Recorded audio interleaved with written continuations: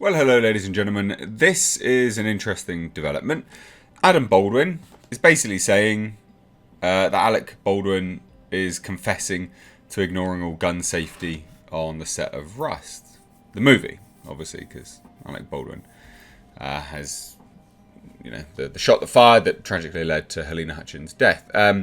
This is quite an interesting turn of events, one which I wasn't expecting to be reporting on, that's for sure, because we already had the other Baldwin come out in Alec's defense saying, I don't know what you're talking about. I think it was the other. I'm fairly certain it was the other Baldwin that basically came out and said, yeah, they're using my brother as a scapegoat. It's like, no, they're not at all. Just going to quickly chime in here. It sort of sounded like I was saying Adam Baldwin was related to Alec Baldwin. That's not the implication, just as a quick FYI. I was just trying to say which Baldwin it was that said that. So just thought I'd chime in here and on with the show. Everyone's a suspect, and justifiably so at this point in time. Everyone's culpable, criminally culpable, potentially, as the DA recently said. There's another video just up there. Go check that one out. So let's dive into this, right? This is an article on... I'll leave the link down below. It's Banning into Comics. Check it out for yourself. It's actually quite good. This is something which I wouldn't have spotted because it's... Adam Baldwin made these statements on a podcast, which I'm not. I don't listen to that many podcasts. But let's take a look. So, Adam Baldwin believes that Alec Baldwin's first interview, which you shouldn't have done, stop talking, quiet. Since the tragic accident on the set of his film Rust, which took the life of the film's director of photography, Halyna Hutchins, was essentially a confession to having done everything wrong in regards to the production's gun safety measures. And there's an argument to be had for that, for sure. There is absolutely an argument to be had for that.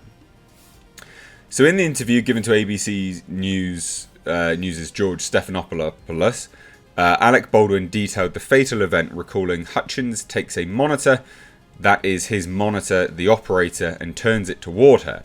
It swivels. And she says to me, hold the gun lower, go to your right. Okay, right there. All right, do that. Now, show it a bit lower. And she's getting me to position the gun. Everything is at her direction. She's guiding me through how she wants me to hold the gun for this angle. And I draw the gun out and I find a mark. I draw the gun out if I don't cut. What's really urgent is the gun wasn't meant to be fired at the angle. Barely any of that makes any sense, but fine. He further explained, I'm not shooting into the camera lens, I'm shooting just off in her direction. So she had a portable monitor which shows what is on the camera. Which makes sense, like people do that, especially if there's light on the monitor. You don't always just look through the camera lens anymore. You have a monitor which shows on the camera. It's quite smart stuff. Like when I've made films, I wish I had a portable monitor. I had a wired monitor, but I wish I had a portable monitor because you can adjust things and it just makes it easier for lining up a shot and framing a shot.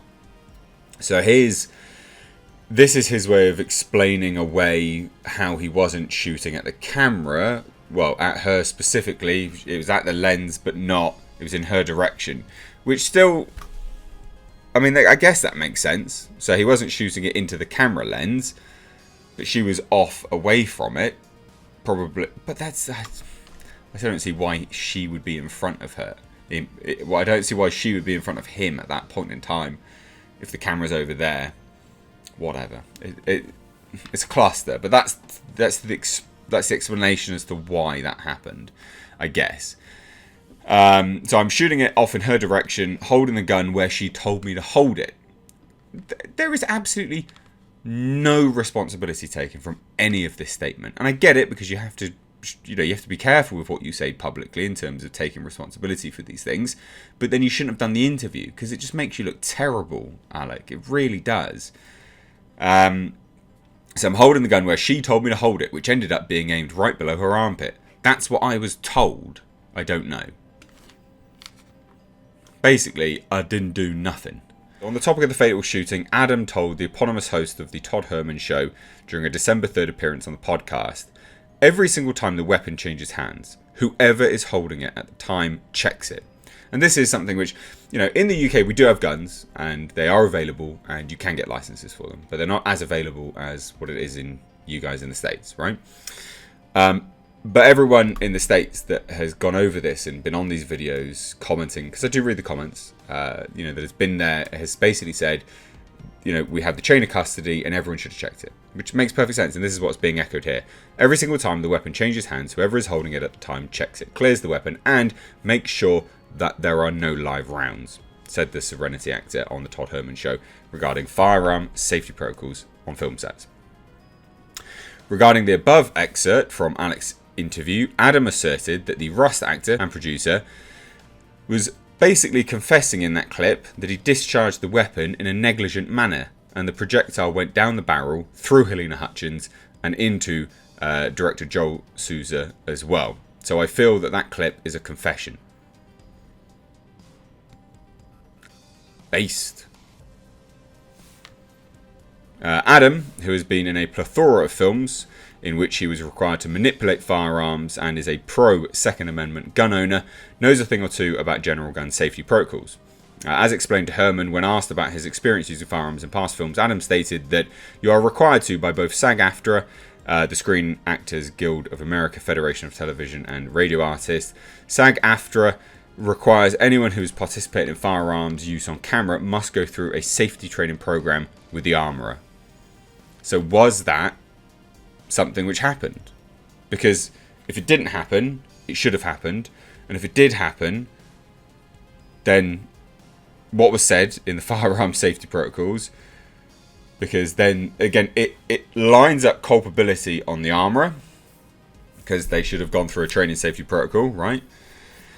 But then if it was delivered in the fashion that it should have been delivered, then it's Alec Baldwin that disregarded the training safety protocols.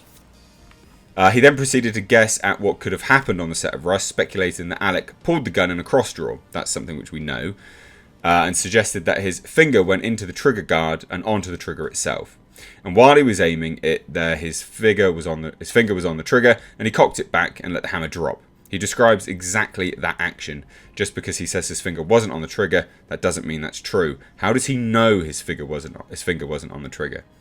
The actor continued and says, "Where's the evidence of that? Oh, I didn't have my finger on the... Well, how did the hammer drop?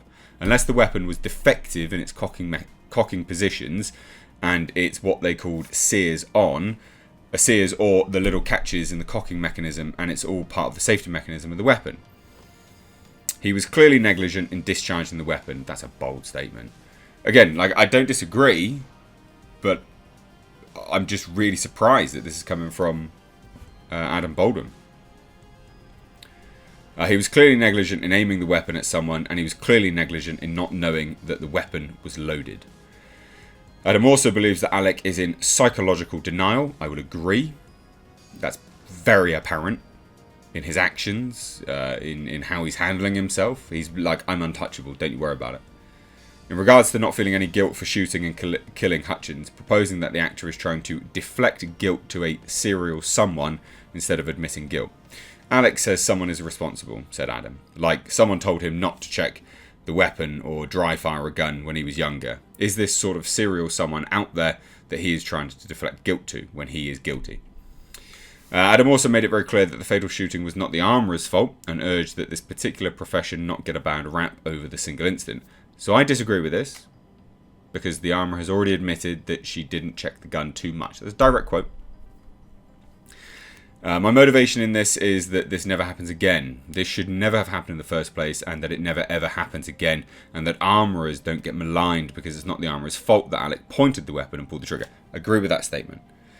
It's not the armourer's fault that this happened, he eventually concluded. It's a shame that Alec violated the protocols. Yeah. And then the article just goes on to reiterate some other elements here and there that we don't really need to get into. But yeah, I mean, it's pretty crazy stuff. Like, a lot of respect for this guy now for saying that. A lot of respect. So what do you guys think? Let me know down below. Do you think that there is guys in the States that are very familiar with gun safety and gun safety protocol? Do you align yourself with this statement that he has basically confessed to ignoring gun safety and he is responsible? Let me know what you think down below. Thanks so much. Take care.